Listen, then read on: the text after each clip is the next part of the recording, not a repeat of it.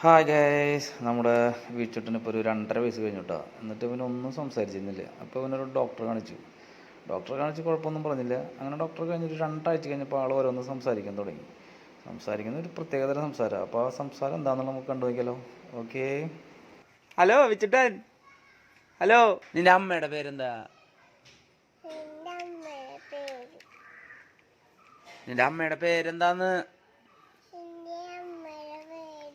നിന്റെ അച്ചാച്ചനോ?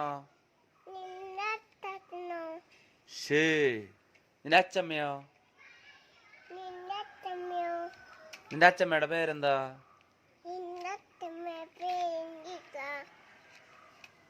അയ്യേ, നിനക്കറിയില്ലേ? നിന്റെ വീട് എവിടെയാ?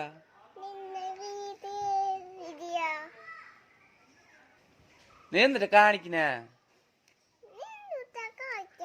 നീ എന്നിട്ട് കാണിക്കണ? നീ